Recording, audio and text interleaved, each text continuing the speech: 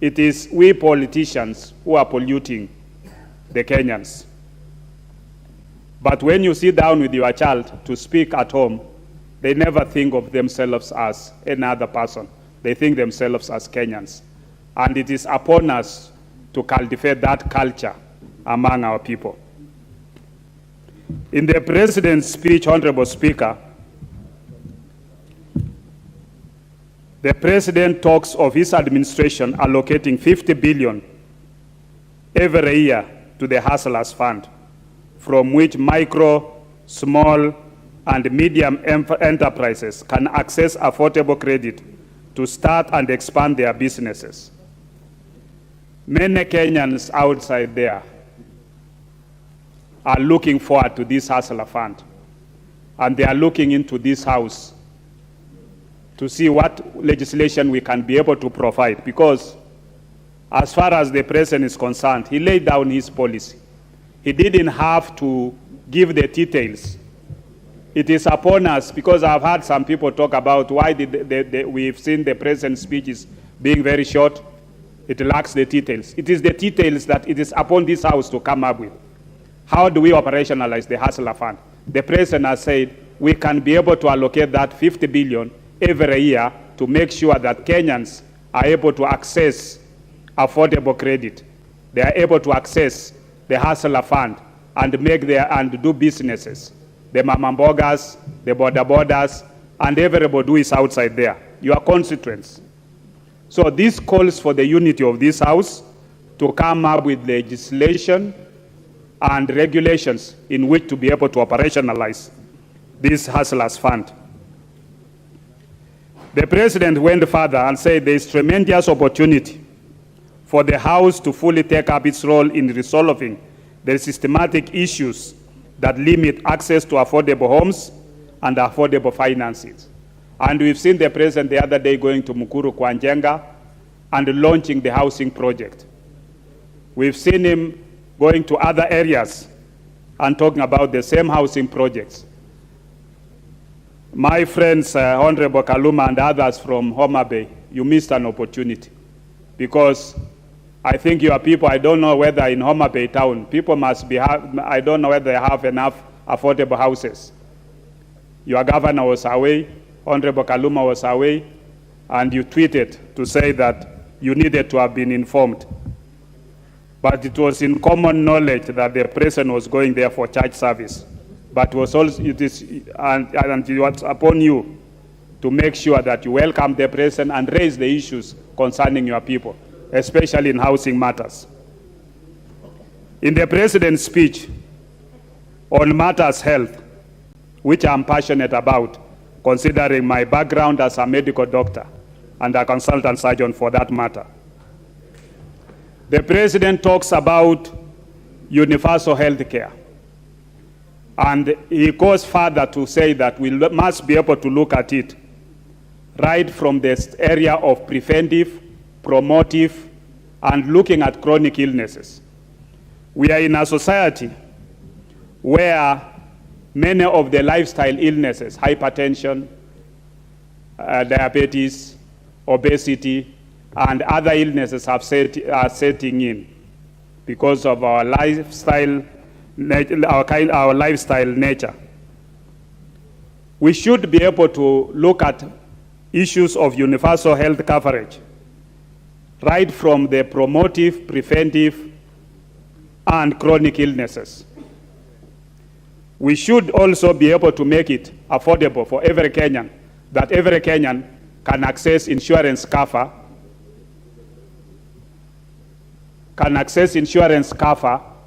because many of you, you've heard that we are moving ATMs.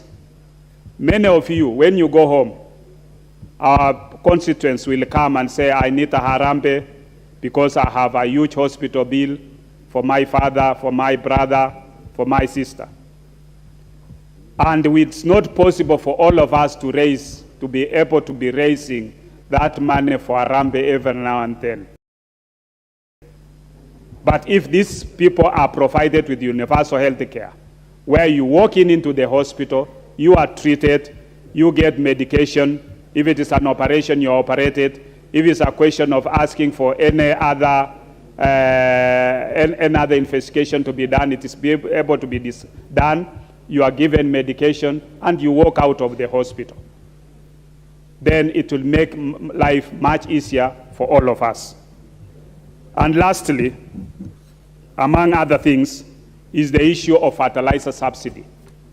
This, considering that Endebess is an area that is agricultural productive area, our farmers will welcome it, and we would want the National Cereals and Produce Board to have a better way of making sure that this fertilizer reaches to the farmers in a more accessible, efficient manner, so that we can be able to increase our production.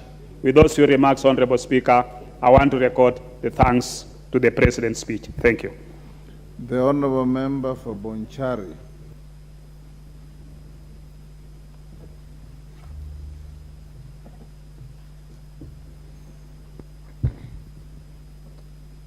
Thank you, Speaker, for the opportunity. I take this opportunity to thank you and to congratulate you being elected as Speaker of the National Assembly, and Deputy Speaker Gladys Bowes, who was my teacher at Parklands Law School. I also take the opportunity to thank the people of Bonchari for having confidence in me and electing me as Member of Parliament. I will be representing you in this august House through motions, a debate, statements, questions, legislation, as a way of representing you and your interests, as we talked, as you advised me during the campaigns. I've taken time to look and listen to the speech by the President in the 13th Parliament, and like it has been noted, that it lacks in detail, but I hope in due course there will be policies to support it, his intentions and wishes for it to be actualized. I know that it talks about cutting recurrent expenditure on paragraphs 40, 41, 42 of the speech. It talks about enhancing savings so that we have money for our investments. It talks about controlling the public debt, which has grown so astronomically. He also talks about the poor culture of savings, which undermines investments in this country. It talks about affordable housing. Now, with regard to savings and investments in this country, often we forget to take note that investments are both local and international and foreign. And when you look at what makes Kenya attractive or not attractive as an investment destination, there are a number of things that we need to learn and take care of. The cost of doing business in this country is quite high. You talk to any investor, foreign or local,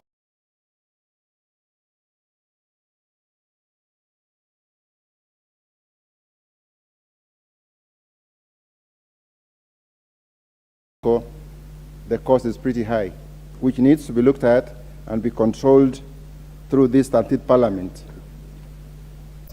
When looking for simple things like approvals and licenses, it takes up to 5 years to start a business in this country. I'm writing a book with some people about doing business in Kenya, and when you do research, one of the things that stands out, Kenya compared to other countries in the region, is that we are not very attractive because of the reasons I just said. Now, in most cases, when we talk about affordable housing, we tend to focus on urban areas. But the reality is, for those of us who come from rural areas or constituencies, housing is a big problem. A lot of people don't have decent housing. I hope and pray that we are going to look at this so that we have decent housing for our folks in the rural constituencies like Bonchari. What we learn around and what we hear around is that our foreign reserves are dwindling. The cost of living is skyrocketing. And as we talk about trying to move towards the free market, but let's take cognizance of the fact that we need to take care of our indigent and the poor members of society so that they are not disadvantaged, even as we want to move towards the free market economy. Even the most developed economies have initiatives or programs that provide nets for the poor and for the elderly people who otherwise are disadvantaged.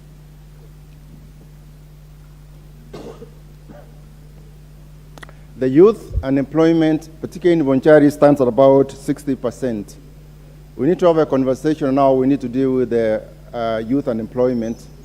It's a time bomb that needs to be addressed now, and I hope that there's going to be legislation in this House that is going to address this problem, which I believe is not unique to Bonchari, but elsewhere in the country.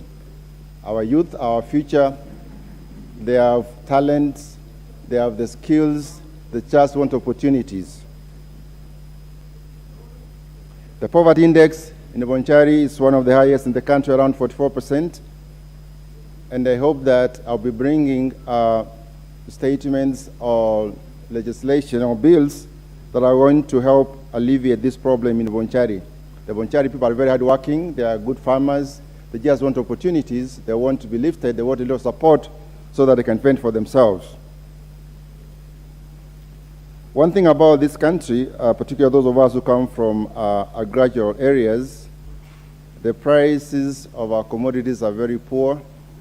The value chains are inefficient, something we need to look at, something we need to, as parliamentarians, representatives of the people, we need to take care of so that the value chains are made more efficient and the farmers get a decent pay for their sweat, and they can be encouraged to contribute to supporting the economy and making this economy grow. After all, agriculture is the mainstay of this economy.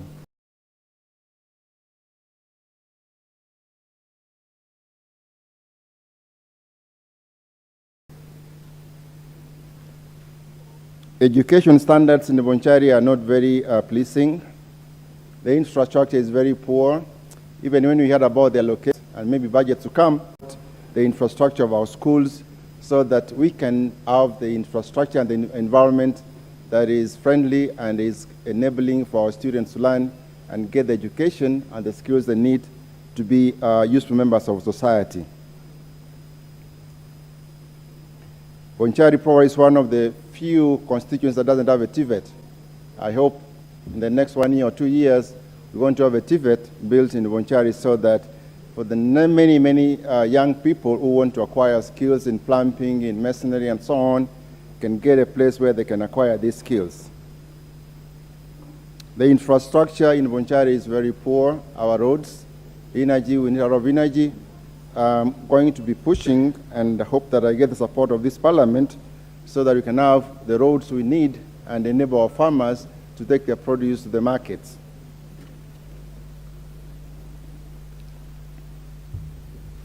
Our social protection in this country is something far from celebrating. Those of us who have taken these positions every day, you're going to get phone calls, you're going to get people coming and asking for help just because they are not able to afford the basic commodities and services that they need for their livelihood. We need social protection. We need the money that is allocated for the elderly people to reach them in good time.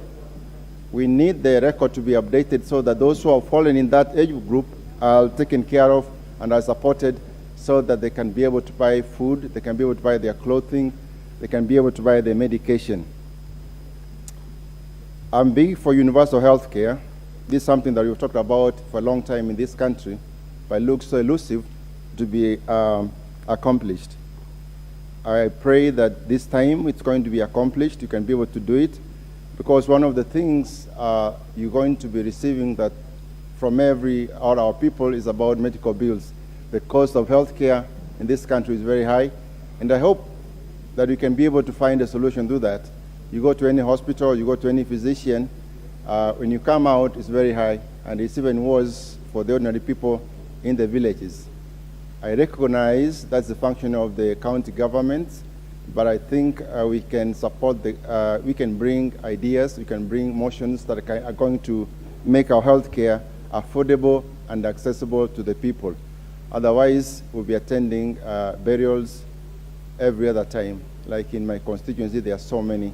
We can't afford to have that. It's unfortunate and it's something regrettable that in this century, in this era, a number of people in Bonchari don't have title deeds to their land, particularly the people of Simwaga, in Bonyando, in Ogia. Government can look into this and make it possible for them to acquire title deeds for their land. The people of Ogiakumu, the people of Womorenda, the people of Riana, the people of Mariba, I thank you very much, and I am here to work for you. I'll be advancing your cause.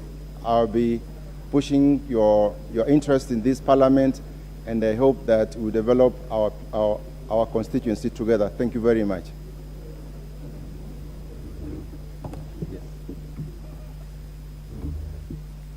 Thank you. Honorable Member for Gatanga, Honorable Edward Wakili.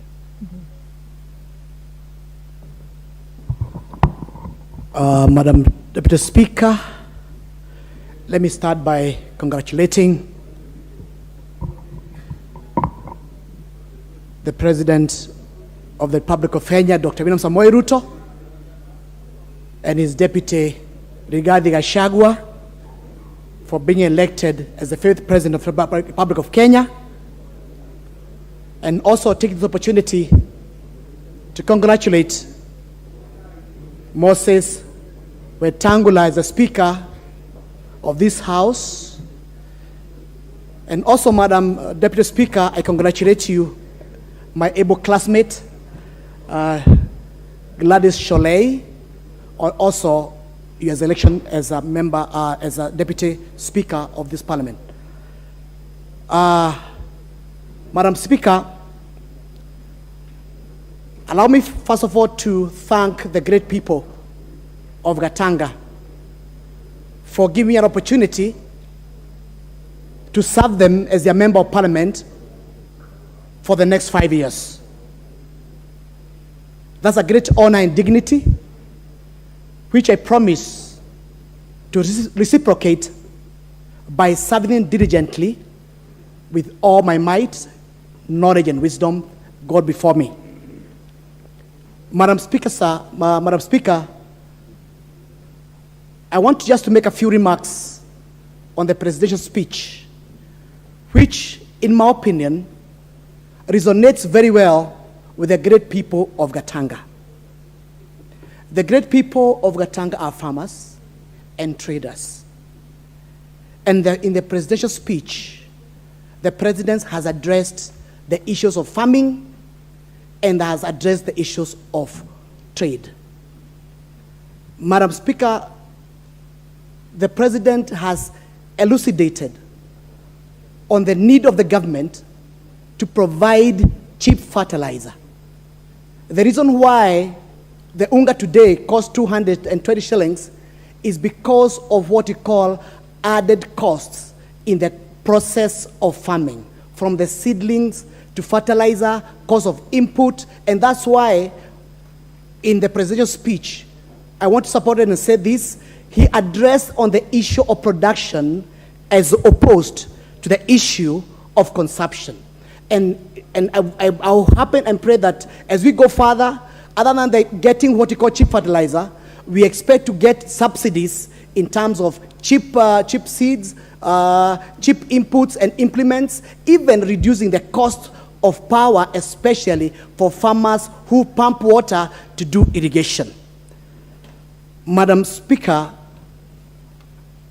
I also want to address the issue about agro-processing, which is also connected with farming. Gatanga sadly has almost 60% of our youth unemployed. And we do believe that the moment we embrace agro-processing in agriculture, the way we have done in tea, we do it in avocados, we do it in macadamia, we also do it in tea. I do believe and trust that our youth can be able to get employment, and we're able to absorb all of them, and be able to make sure that we are able to expand the net of the people who are contributing to the taxes of this country. And to that end, Madam Speaker, it is my agenda that to do meaning farming, we also need to embrace what we call modern day technology. And one of the things to do is to ensure that we are able to avoid relying on what we call the natural rain and embrace irrigation. Madam Speaker, I'll bring in a bill shortly to address the issue of water in Gatanga. It's sad to mention this, that the Kaine Dam, which has been supplying the whole of Nairobi with water, all that water is carted away, and not a single drop of that water is consumed by the people of Gatanga, either domestically or even in terms of irrigation. Madam Deputy Speaker, I'll bring us a bill shortly before this House to be able to address the issue of irrigation, whereby that water, so that this can have what we call equitable distribution of that water in such a way that the people of Gatanga, where that dam is situated, that water is used for irrigation, and people are able also to consume that water as well as we serve the people of Nairobi. Madam Speaker, I also want to bring up the issue about the universal health. One of the biggest challenges in where we come from in Gatanga, and I've seen honorable members elucidating to it touches in almost every corner of this country, is the challenge of health. The members of parliament are carrying huge loads. Every day we are getting messages, we are putting in WhatsApp groups, whereby each and every day we are contributing money toward medical support of our people.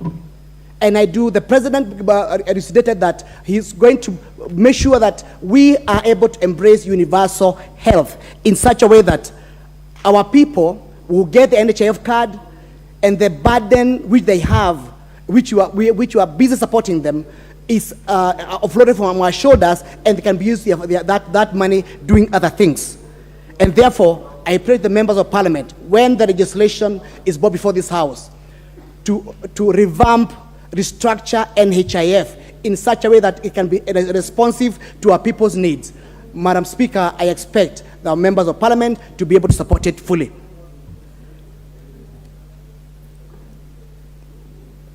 Madam Speaker, I also want to support the presidential speech, especially when it comes to address the issue pertaining to Hustler Fund.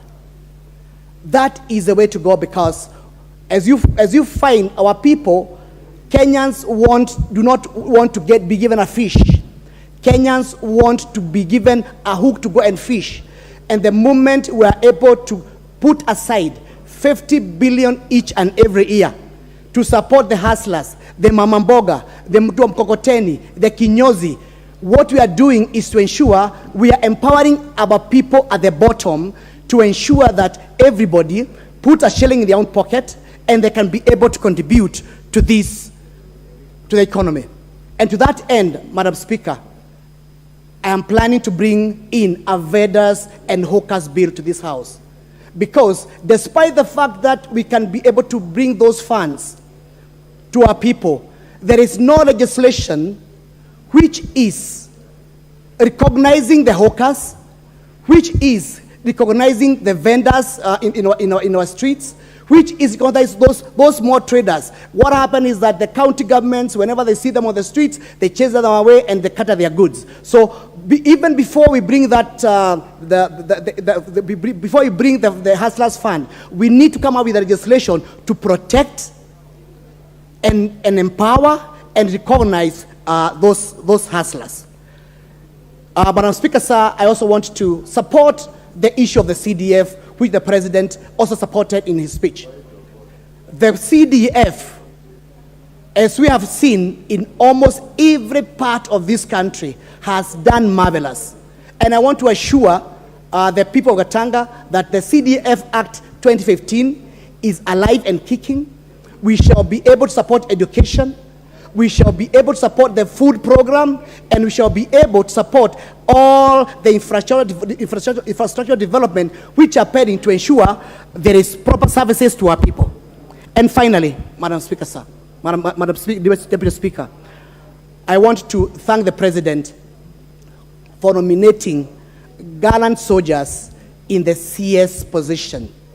I want to, first of all, make sure that I recognize the nomination of my mentor, Honorable Moses Kuria, Honorable Alice Wahome, Senator Kipchumba Murkomen, Kidiki Kithure, Jogona Ndongo, Rebecca Miano, and I wish and pray that this House will find favor and give them support and nominate them.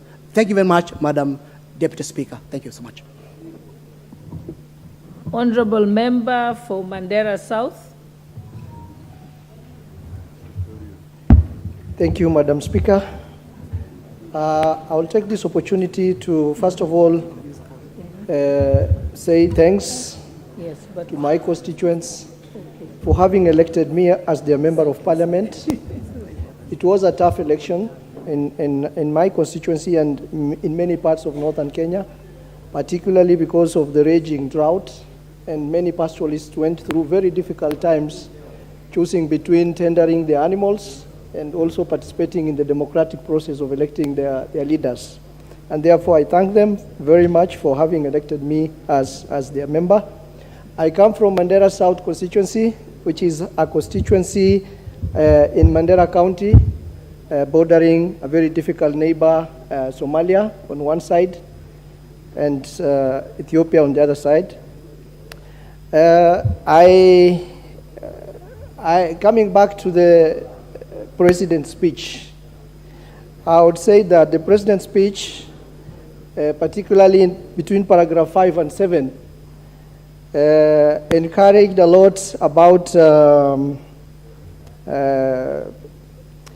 the confidence that Kenyans have in Parliament and also the executive. The President's speech was very inspiring in the sense that he noted that a lot more members have been re-elected in Parliament and also a lot more members were re-elected in Senate. And he also mentioned about the broad-based support the government has got in 39 counties, having achieved 25% in the 35 counties. And the President reminded us, and maybe it is a challenge to us, that the confidence shown in us, both as Parliament and Executive, must be translated in terms of raising the bar to serve Kenyans and also to ensure that there is accountability to the electorates who have elected us. As a member of Mandera South, I think my people that I represent in Parliament will definitely be happy to support the legislative agenda of His Excellency, the President, because the agenda actually is transformative on many issues that affect the people of my constituency. The President particularly talked about people living in, people living in the region where I come from, northeastern, particularly Mandera County, have historically felt left behind or marginalized. But the President's speech was very inspiring because he said his administration will be an open and transparent administration, and he assured us that his government will serve, quote, all people in all wards of each constituency and all constituencies in every region. That was very reassuring, and it is very hopeful for us, the constituents who live particularly in peripheral areas of this country like Mandera.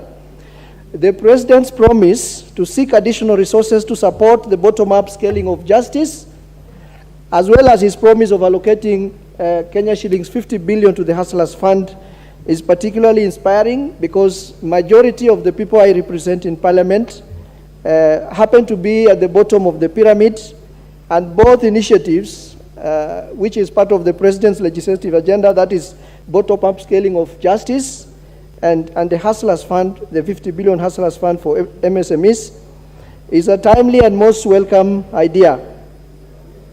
And I would say, Madam Speaker, that we need bottom-up scaling, not just in scaling of justice, but also scaling up of key government departments in some of these peripheral constituencies like where I come from.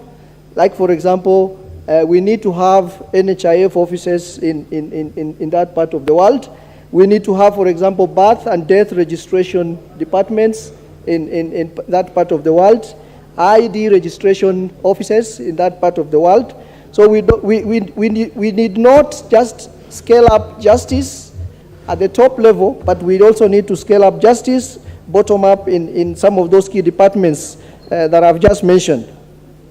The plan of scaling up productivity in agriculture is also a very welcome idea, particularly from the region where I come from. And I would emphasize particularly that the need, the livestock part of the agriculture should be given equal prominence, just like the crop part of that agriculture. And I think when we talk of consumption and subsidies in favoring of supporting and investing in production, I think that initiative should go beyond fertilizer program and also improve livestock production as well.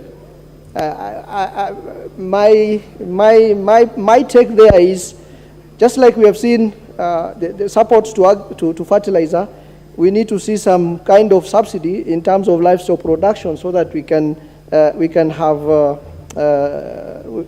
have livestock development and improvement in our production. And I am planning to bring on the floor of this House a bill on livestock insurance, basically to deal with the perennial drought problem, which wipes out animals, livestock that is the main economic lifestyle of our people in that region, so that if our livestock die, people can be able to insure them for compensation. Electricity, the President's speech talked about electricity as a major hindrance to development, and the idea of planning to facilitate the development of innovative and effective modalities to provide better off-grid system is very welcome. I come from a constituency where a large part of that constituency is not connected to electricity, and electricity goes along with, for example, connectivity of internet and telephone. When you don't have electricity, you may not have access to the internet. And given the importance of internet in this country now, for example, even for those who are in business, most of the procurement processes in the county and at the national level are done through online system. So if you are not connected to electricity and you are not connected to internet, it means some of Kenyans who are disadvantaged will not be able to access those opportunities. Even for students who join university, nowadays you have to do it through the COOPs, and it's an online thing. So if you are not connected to electricity, that's a major problem.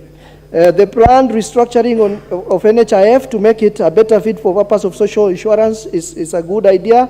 Definitely is an idea which resonates very well with us, including the restructuring of the NHIF and NSSF. The most important point I would also like to mention here is the question of drought. And the President mentioned that the response to drought to 33.5 million Kenyans who are affected in 23 ASAL counties. The President talked of some solution in terms of mitigation, but I will say that plan should go beyond mitigation and look at the adoption measures and how to deal with loss and damage. For example, I come from this region where drought is a cyclic phenomena. And when we talk of cyclic, when you are in that part of the world, you are either struggling to get out of a drought situation, or you are preparing to get out of one, or you are preparing to get into one. And that is the cyclic nature of the drought in that part of the world. And drought has been a problem in that part of the world majorly because of the climate change, a climate which has been affected by pollution, pollution which has majorly been contributed to by major powers with big industries that contribute to the pollution of our environment. And I think we need as a country to look at how we approach this matter, especially with the COP, that is the Conference of Parties 27 coming up in Egypt very soon. We need to look at this question of climate change and pollution so that the principle of the biggest polluter pays can also be put on the table and we approach it as a country. Because this idea of giving our people relief every time there is drought, I think we can go beyond that relief and start asking the biggest polluters of our climate to start compensating our people, because the problems that we are suffering now in northeastern and many other parts of northern Kenya are a result of people who are polluting our environment millions of kilometers away. And therefore, I think that question of mitigation as well as... Time is over. All right, thank you, Madam Speaker.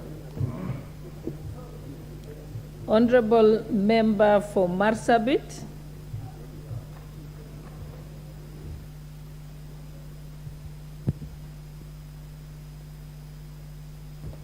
Thank you, Madam Speaker, for allowing me to add my voice to this very important debate on the presidential speech. But before I get into that, Madam Speaker, I want to congratulate you and also our Speaker.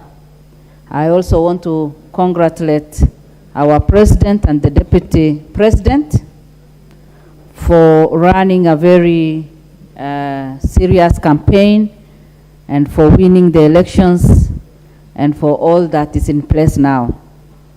I thank God for giving me the opportunity to be here in the 13th Parliament, as I thank the people of Marsabit for electing me and for giving me the opportunity to sit in Parliament, in 13th Parliament, on their behalf.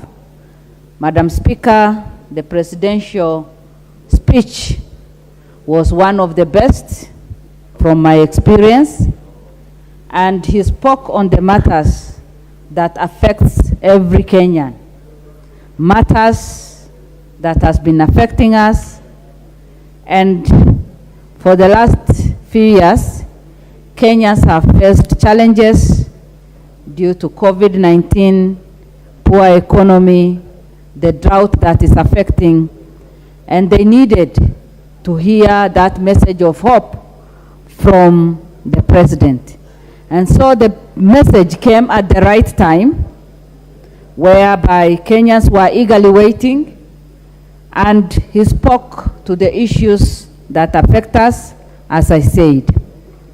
He was able to cover every part of the country in his speech. He also, in the brief speech, he was able to demonstrate high quality of leadership with good understanding and showing people that he's ready to keep the promises that he made during campaigns. Madam Speaker, the President spoke about the elected or re-elected members, together with women who have been elected, and also about the peaceful elections. That, to me, means a lot, because when members are re-elected, then it means that we are building our leaders, we are building confidence in their leadership, and that they'll be able to provide that quality leadership and also finish some of the projects, and there is continuity in the work that has been begun. When he touched on the women that have been elected and encouraged women in leadership, it gave me a lot of hope, putting into consideration the challenges that women go through as they go through elections, as they give themselves for leadership positions, the challenges they face from the people and from their counterparts. Madam Speaker, this shows that our president is ready to work with women in a very special way, such that come 2027, we'll have even more women.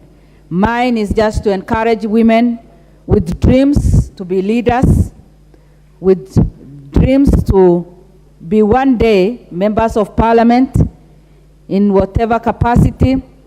I just want to encourage them, because it takes a lot of courage, it takes a lot of prayers, and it takes a lot of determination. You cannot just sit and say, yes, the government is for us as women.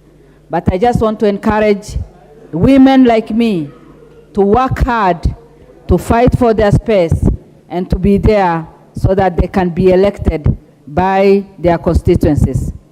Madam Speaker, again, the President touched on the peaceful election, and that gave me a lot of hope, because the issue of ethnicity that has always been there is no longer a problem to us. 2022, we went through a lot of dynamics.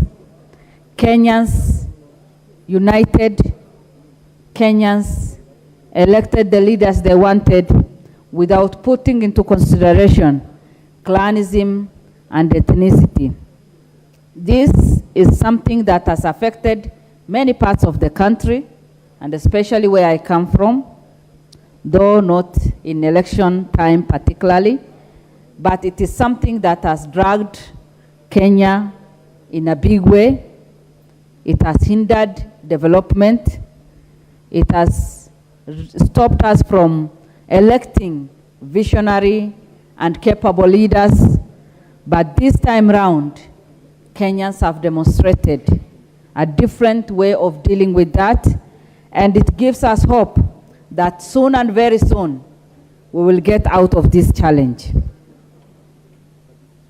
I congratulate our country and the citizens for remaining peaceful throughout election time, and also for bearing in mind what unites our country.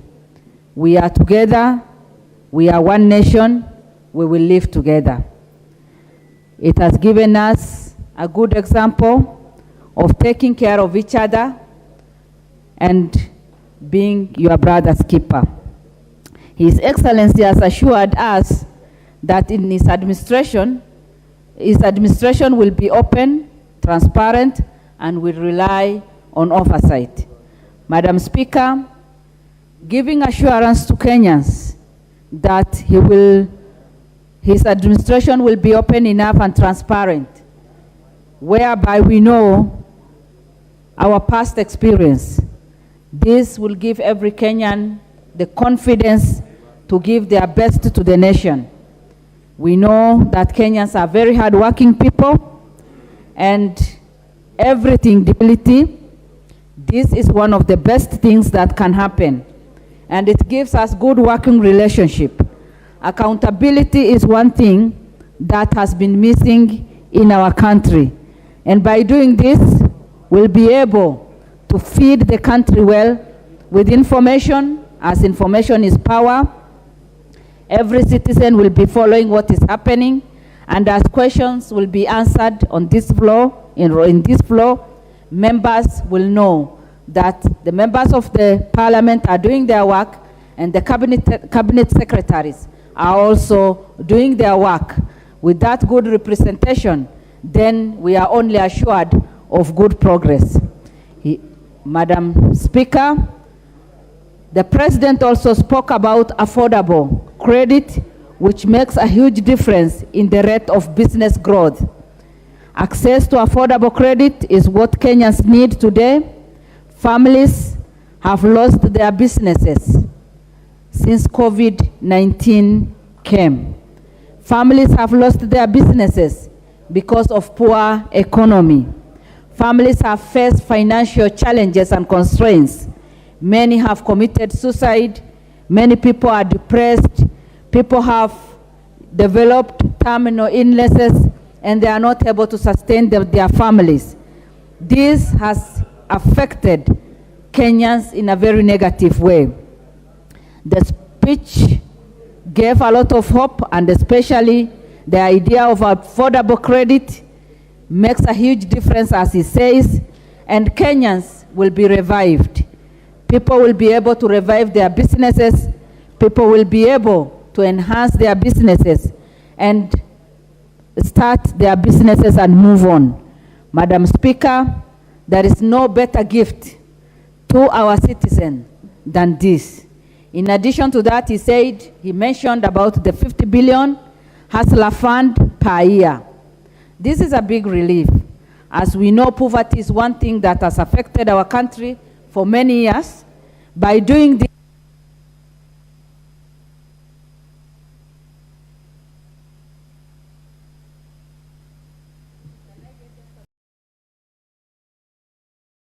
there seems to be a mic working.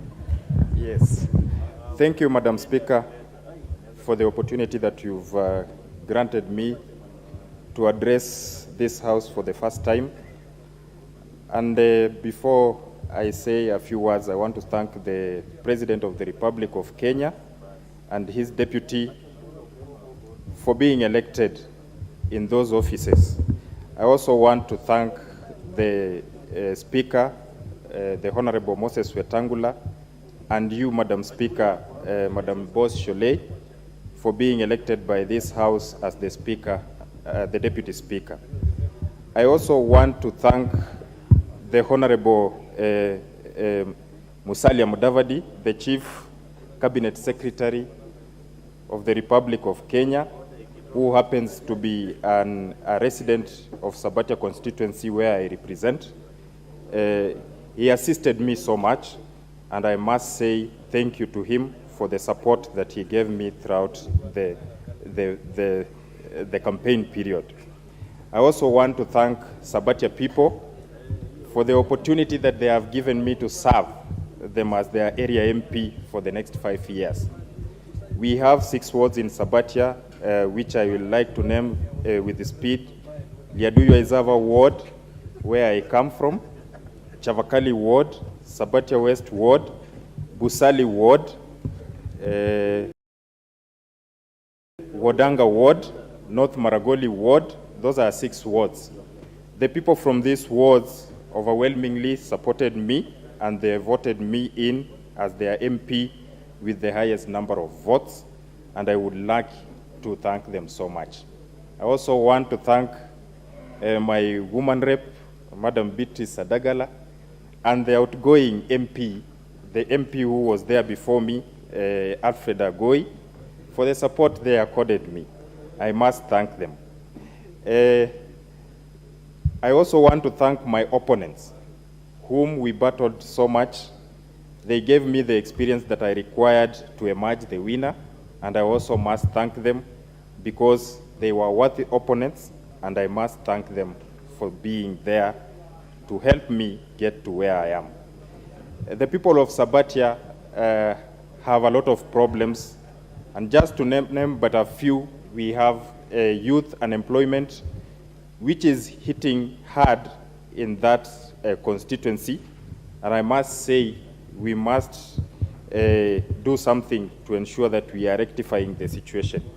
We have poor road networks, which is also making connectivity in the villages and to the nearby constituencies a very big problem. So we will be seeking to push this agenda through this House to ensure that we have good roads through the CDF that we are hoping will be reinstated very soon. We have bursary issue, where in the past we have been seeing discrimination in the issue of bursaries, and we are seeking to ensure that once CDF is reinstated, we will do equitable sharing of the bursaries based on the need basis. We also have the housing problem in Sabatia, where many people are living in abject poverty that they cannot put up homes for themselves. We have leaking roofs, which in the past we have tried to work on a few, and we are seeking to continue doing the same through the programs that we are going to set in the nearby future. Touching on the President's speech, I singled out one element to do with the Hustlers Fund. The President said we will capitalize on existing technologies both in the public and private sector in distribution of the Hustler Fund. I'm urging the people and especially the youth in Sabatia to tap into this by going for ICT training so that they can be part of the Hustler Fund distribution, which I'm very sure is going to work well for them. I also want to commend the President for proposing transformation of KRA from Kenya Revenue Authority to Kenya Revenue Service in a bid to make it a people's friendly. One thing is that when we are paid, especially for those people who are earning salary, a big percentage of that money goes to KRA through pay. And so this one is supposed to, the change of name from Kenya Revenue Authority to Kenya Revenue Service is supposed to make KRA a friendly partner to the people who are paying taxes through the same organization. Far from that, security has been a problem in our home constituency of Sabatia, where there are so many cases of rising cases of insecurity, and this, the security organization in Sabatia, our police stations are understaffed. So we'll be seeking maybe through this house, when the standing orders are amended to allow cabinet secretaries appear before parliament to answer to questions, we will be putting questions to the cabinet secretary in charge of internal security to ensure that our police stations within and across Sabatia constituency are well equipped and well staffed to ensure that we are increasing the security situation in our constituency. Far from that, the President also touched on subsidizing fertilizer and bringing the prices down to 3,500 shillings. I want to report through this house to the people of Sabatia that our fertilizer was received at the Chavakali NCPB depot, and the farmers should be ready to purchase the same fertilizer at that rate through that depot. I want to thank the President so much for the second time for having stood with some of us to ensure that we are making it to this house. Lastly, it was supposed to be the first, but I thought it should come last. I want to thank God Almighty who made all of us come to this house, and I'll seek all MPs who have been elected for the first time and those who are in, let us stand together. Let us ensure that we are working for our people.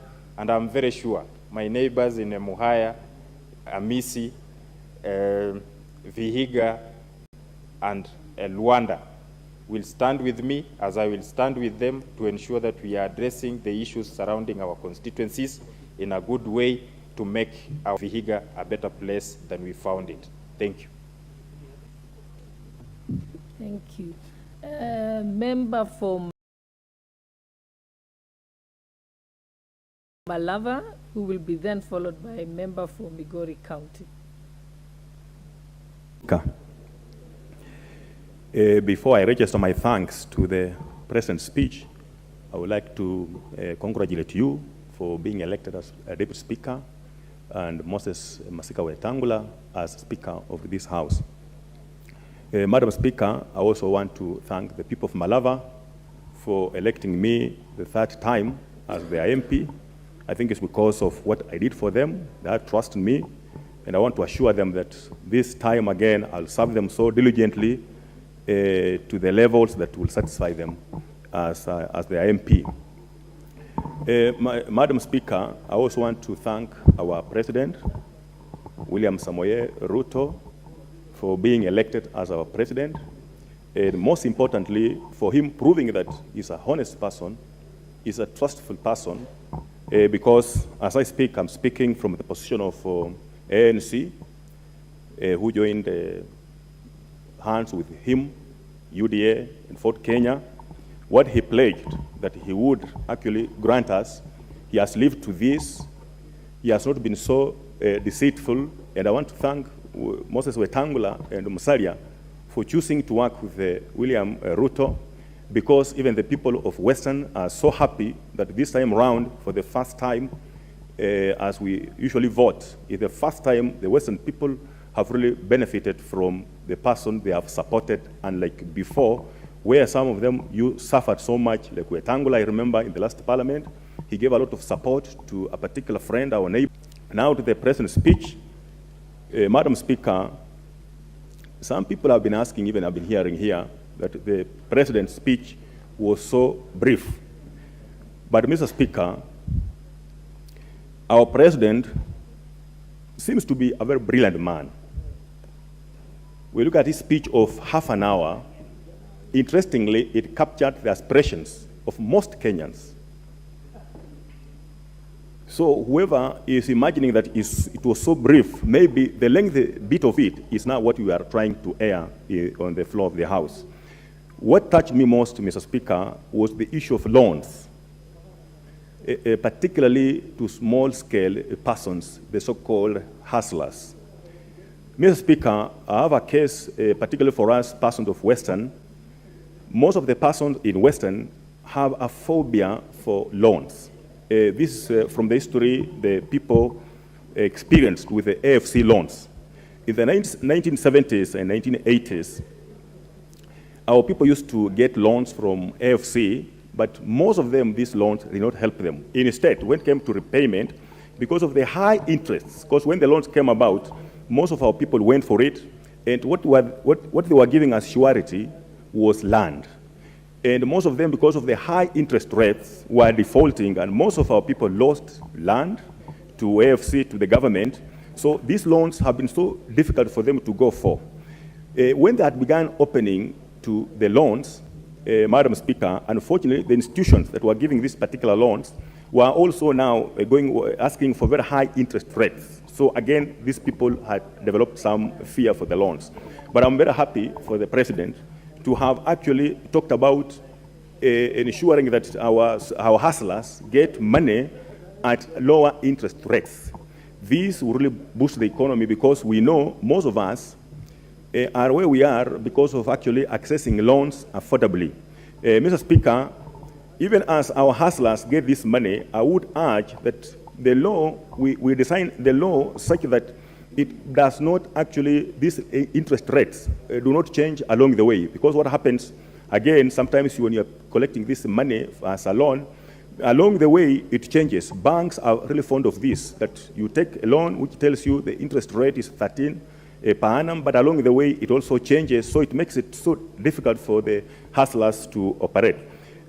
Madam Speaker, we also know that when it comes to these small-scale persons, they pay taxes. You realize that currently we have so many taxes. We have taxes from the national government, we have taxes from the county governments. So, Mr. Speaker, I would that as we develop this, we also take care of the numerous taxes that are actually affecting the small-scale persons who will really go for these particular loans. And I want to thank the President because of his commitment to the hustlers, the so-called Fuliza, for which has been hurting our people most. Some action has already been taken. I'm also seeing some action is being taken by Cooperative Bank of Kenya, lowering some interests and appealing to persons to go for their loans at affordable rates. Mr. Speaker, oh, Madam Speaker, sorry.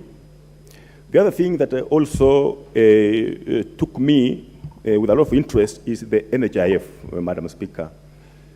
When you look at NHIF, the way it operates, most of the people who are really paying a lot of money, in my opinion, is like the hustler. Because when it comes to me, who is earning, and most of this what these MPs are earning anyway, we are earning over $1 million. And what you are paying for over $1 million, what you are paying for NHIF is 1,700 every month. But the hustler is required to pay 500 shillings every month. When you look at the rate the hustler is paying, which is 500 shillings, you compare with what I'm paying, which is 1,700, it's actually the hustler who is paying a lot of money. Madam Speaker, this is a step in the right direction where we actually contribute to this depending on how much we are earning, so that the rich, the well-up persons like ourselves, can contribute more so as to carry these people who are really even relying on us to help them in terms of medication, to help us in so many things to do with their health. But Madam Speaker, something that I might also want this NHIF to do is currently what happens with the usual hustlers. They are restricted to only one medical facility. For example, me, I have employees whose families are in the rural and themselves work here. But Madam Speaker, they are restricted to only one facility. So now the question is, when the one I'm working with falls sick, you know, he has now to travel all the way to up country. And interestingly, now NHIF is, for example, looks like it's for the well-up persons who have a lot of influence. When us fall sick, we go to any hospital as listed by our insurance companies. The NHIF normally follows us there to take care of our medical expenses. But how come when it comes to the common mwananchi, they are restricting them to a particular facility, which is only one, instead of having several of them, because this is what it is. It's a national, we're talking of universal health care to all Kenyans. If we restrict them to one facility, then we're also being restrictive to these particular persons. Madam Speaker, what is also of interest is the Hustler Fund. And I would argue that probably we have come to a stage where we have to harmonize these funds. You know, Weso Fund, Youth Enterprise Fund, all those that they come into one fund that can be useful to our people. Madam Speaker, our experience, or my experience, when it comes to group workings, it varies from one community to another community. I've realized that when it comes to Weso Fund, which goes to groups, the issue of formation of groups is a challenge somehow to most of our youth, to most of our women. I would argue that when it comes to the Hustler Fund, and together they merge with Weso Fund, we individualize these funds so that we are talking of individuals who take these funds and they become responsible by themselves. Finally, Madam Speaker, I want to applaud the President for choosing most of the cabinet from here. The last government collapsed because of the so-called technocrats, CSS, who did not have the feel of the people who put them into government. They were so rigid in terms of their operations, but I want to thank the President for choosing persons who have tested politics, who know what politics is all about, persons who will open their doors to the sitting MPs to access them for the sake of the persons who have actually sent them to Parliament. Thank you, Madam Speaker, and I register my thanks to the President's speech. Thank you, Member for Malava. We now go to Member for Imwar Dikir, Honorable Johanna Ngeno. Thank you, Madam Speaker, for also getting this opportunity and to make a contribution towards the presidential speech. And first, before I make my contribution, Madam Speaker, I wish to congratulate the President of the Republic of Kenya and his deputy for that election. I also wish to congratulate the Speaker and you yourself, Madam Speaker, for winning also the election in this House. I know the Senator, the Speaker, the current Speaker, was also the Senator of Bungoma. And I also wish to congratulate him for winning that particular seat also in that particular area. Madam Speaker, I also wish to thank the people of Emurua for finding it also good and useful to elect me back to this House for the third time, and also giving me an opportunity to serve in a new government. Remember, Madam Speaker, this is a new government, and serving in a new government is a very important opportunity where when the government is forming new issues and also partaking the matters of the country it's also very important. Madam Speaker, I wish to also say that the speech of the President was a very important turning point in our country, Madam Speaker, and I think that is actually what I'm going to tack on. I used to state clearly that I support the speech of the President, which dealt with so many things, Madam Speaker. Number one of the issues which the President raised in this House is the fact that the intense election which we undertook on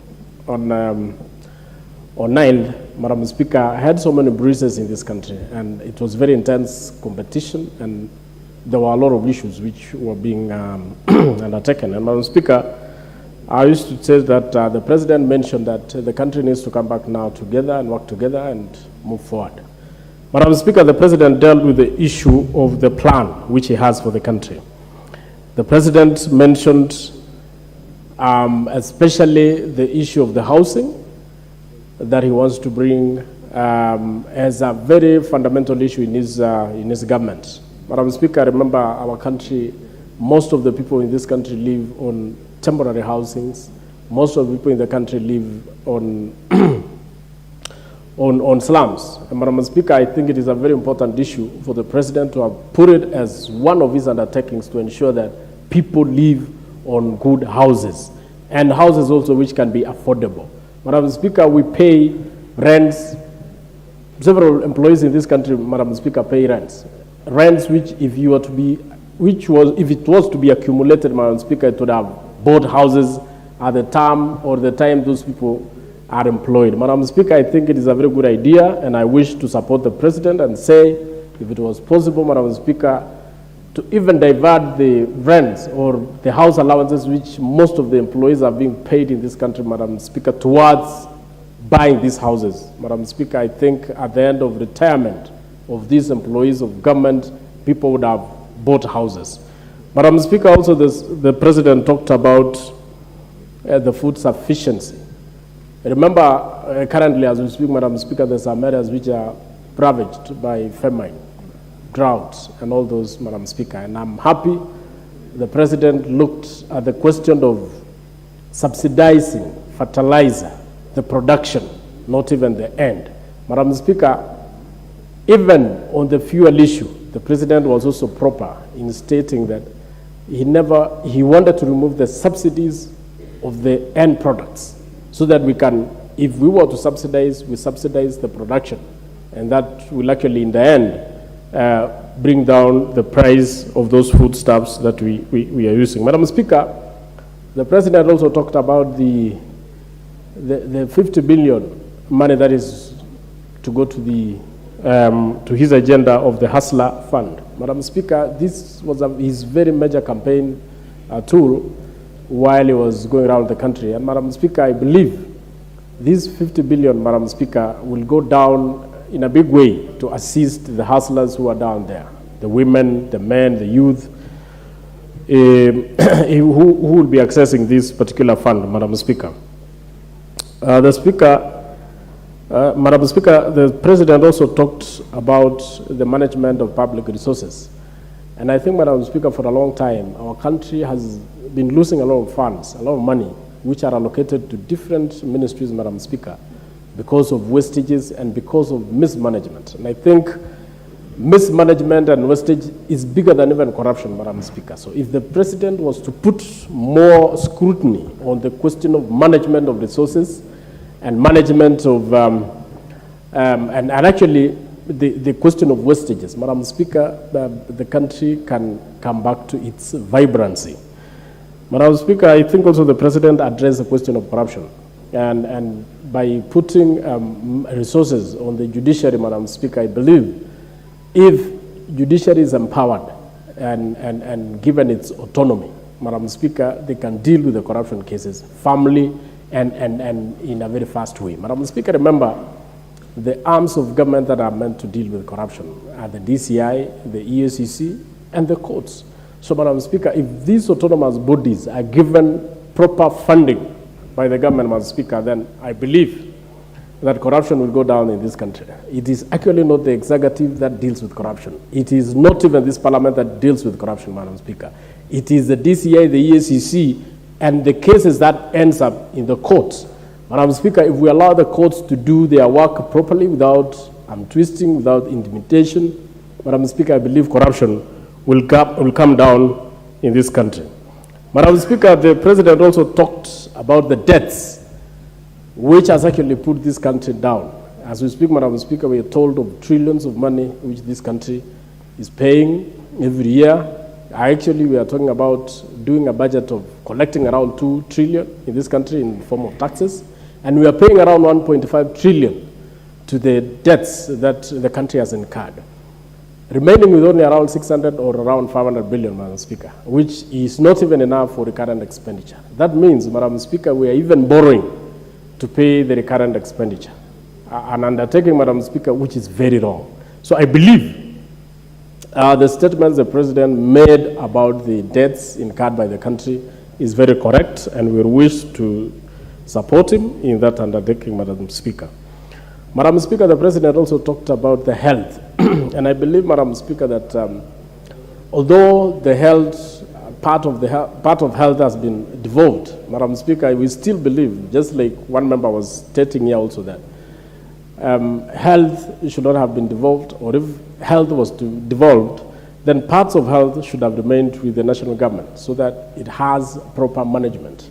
Madam Speaker, remember, many people are admitted at hospitals, and these people don't even pay, or they cannot manage to pay the bills in those particular hospitals. Madam Speaker, the President talked about enhancing the NHIF so that it can easily pay for the people who are taken to hospital. Madam Speaker, there are so many people who are selling parcels of lands, people who are selling almost their fortunes because of hospital bills. And I believe if proper enhancement is made on the NHIF, Madam Speaker, then obviously these people will not be incurring those much losses. Madam Speaker, the President also talked about the Equalization Fund and the CDF. Madam Speaker, Equalization Fund has been in this House. It has been in the budgets.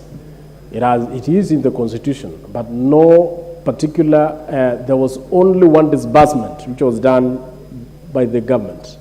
And I believe this government will put more effort to ensure that those areas which had been marginalized for long will also benefit from the Equalization Fund. Madam Speaker, the question of CDF, Madam Speaker, as had been stated majorly by most of the members, is that we need to align it with the Constitution so that the CDF can continue helping the people in our areas. Madam Speaker, remember now schools have been opened and parents are complaining of the fees because there is no CDF at the moment, no dispersal of CDF. So, Madam Speaker, I wish to support the speech by the President, and also I wish to congratulate members who have been appointed to the CSS positions, and we are waiting to pass them here, scrutinize and pass them here. Madam Speaker, I thank you. Thank you. Next is member for Game, but before even he starts, I just want to assure members that we are doing well and we'll have sufficient time even in the afternoon for those who don't get time now. So we appreciate your interest. And we do still have at least 6 or 7 members who can go ahead. Thank you. Thank you, Madam Speaker. Allow me to congratulate you for your election and that of Honorable Wetangula. Having said that, allow me to thank the people of Game for having given me a second chance and for having voted with confidence and acknowledged the developments that I've done for them during the past 5 years. Allow me then to comment on the President's speech. I think from the onset, the President mentioned that the elections that are conducted were very competitive. I think he took cognizance that even the difference in his victory was just 200,000. And therefore he's cognizant that this country was divided into two.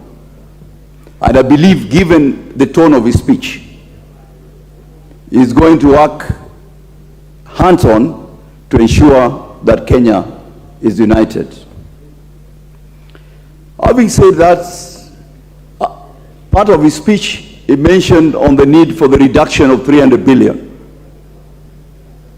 I think it's something that is possible, but I think our technocrats at the Treasury have an easier job to do.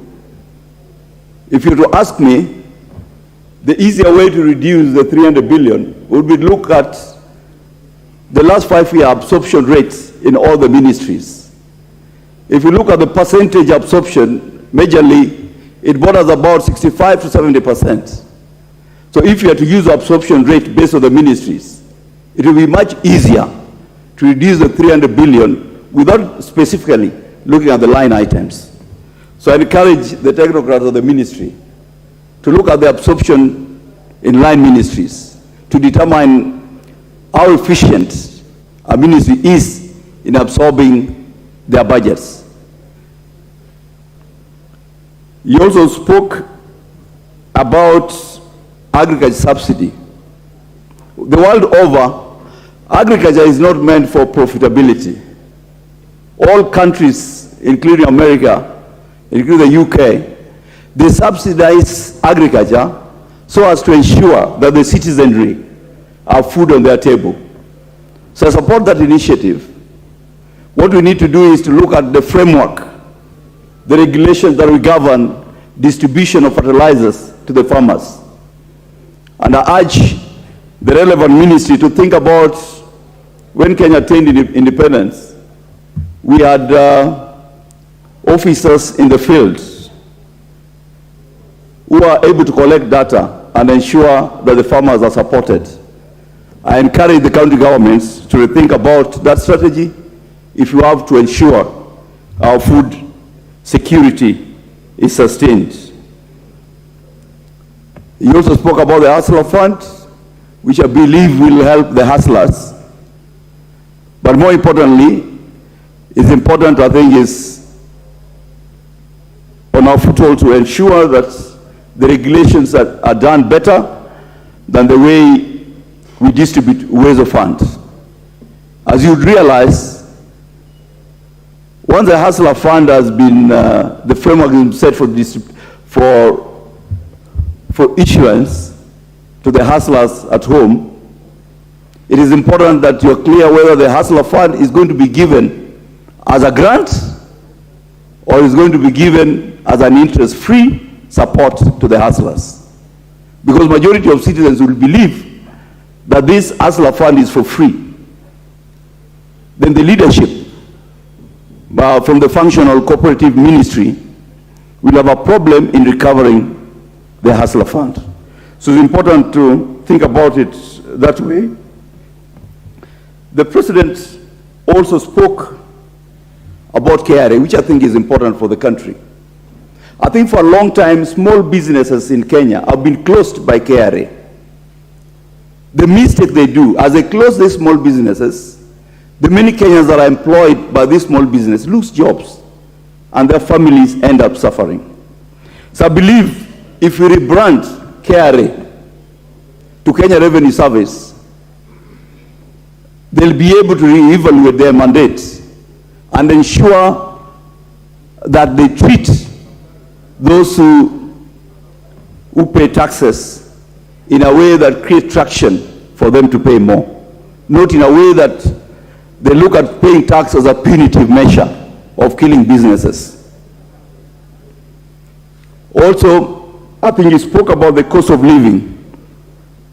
But what he did not speak about, which he missed in his speech, the President missed an opportunity to tell us how we are going to lower the cost of electricity. It is only in Kenya, the whole of Africa and the world, where supply and demand law does not work. In a country where you have more electricity than demand, the price of electricity should go down. In our country, for example, we produce about 2,900 megawatts of electricity per day. The consumption in the evening when Mama Mboga is cooking is 2,237. It means we still have a difference. What the technocrats should ask themselves, how do we create traction for the 600 megawatts that is not being used, so that we can use that to lower the cost of electricity to the ordinary Kenyan at home. And I urge him to relook at the Lifeline program, which him and the former President Uhuru Kenyatta started, where they were charging 12 shillings per kilowatt hour for the ordinary Kenyan. I think we are here to ensure that Kenyans enjoy cheap electricity. We are here to ensure that the manufacturing sector becomes robust, because we are able to create traction for consumption of our kilowatt per hour charge, so that this country can grow. It is important to note that as we talk about lowering the cost of electricity, it's important to note that the country is investing in nuclear. I think site characterization has been done in Lamu, but we have not got funding to ensure that we can have a nuclear reactor in Lamu, in Kilifi. What is important to note, this will help in having a robust health system in the country. If you have a nuclear research reactor, it will help the country in the production of isotopes that is useful in the treatment of cancer and in the research of both agriculture and medicine. Issues like COVID, issues like Ebola will have ultimate technological solutions. The President spoke about health, which I think is a good thing, and I believe that from a CDF perspective, from a county perspective, we need to have a formal framework, the CDF.